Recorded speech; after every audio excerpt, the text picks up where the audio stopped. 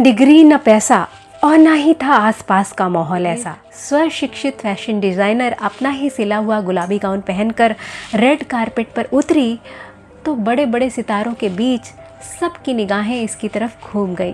फिर आखिर भारत के छोटे से गांव की इस लड़की ने कैसे और क्या किया जो उसे केस में होने वाले फिल्म फेस्टिवल में रेड कारपेट पर जगह मिली।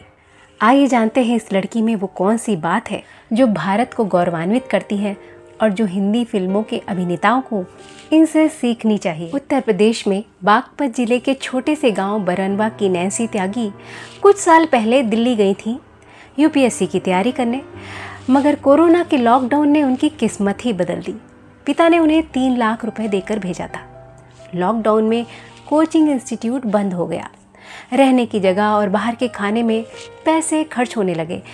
3 लाख में से जब उनके पास 1 लाख रुपए ही बचे थे तब उन्होंने अपने पैशन को हवा दी। फैशन उनका पैशन था।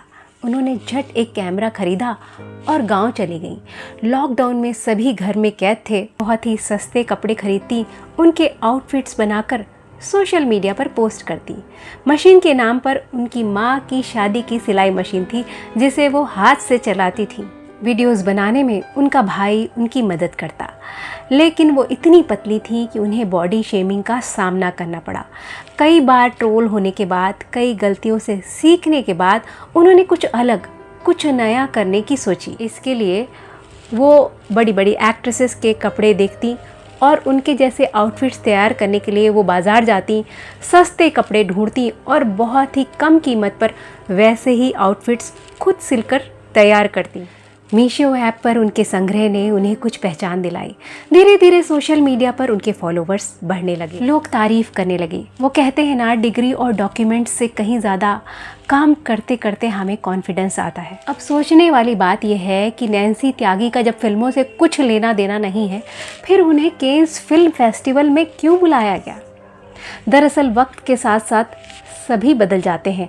इस समय नैन्सी के 1.5 मिलियन फॉलोवर्स हैं। इन फिल्म फेस्टिवल्स में कुछ ब्रांड्स या कुछ ऑर्गेनाइजेशंस इन्फ्लुएंसर्स को बुलाते हैं क्योंकि ये डायरेक्टली लोगों से जुड़े होते हैं और फिल्मों के प्रमोशन में योगदान देते हैं। केन्स फिल्म फेस्टिवल में उन्होंने जो गाउन पहना वो उन्होंने खुद सिला था, जिसे 1000 मीटर कपड़े के इस्तेमाल से सिलने में उन्हें 1 महीने का समय लगा। 20 किलो वज़न वाले इस गाउन को वो पहनकर इतने आराम से रेड कारपेट पर उतरी कि जैसे कि वो पहली बार इस फेस्टिवल में ना आई हूँ, उन्हें तो इसकी आदत सी हो। जहाँ दुनिया के टॉप मोस्ट सितारे होते हैं वहाँ नैन्सी त्यागी आकर्षण का केंद्र बन गई।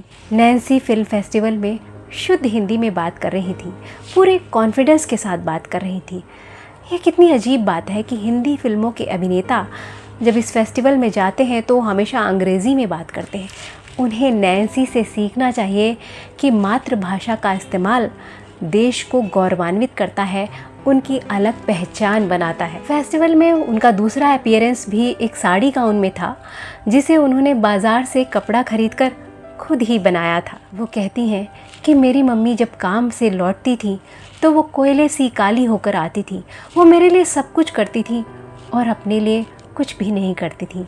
मैं उनका ये काम छुड़ाना चाहती थी। नैन्सी त्यागी की ये कहानी कहती है कि अगर सपने हैं तो संदेह मत करो, काम करो, क्योंकि काम करते करते ही लोग सीखते हैं और आगे बढ़ते हैं। तो ये कहानी अच्छी लगी हो तो वीडियो को लाइक करिएगा, शेयर करिएगा और चैनल को सब्सक्राइब ज़रूर करिएगा।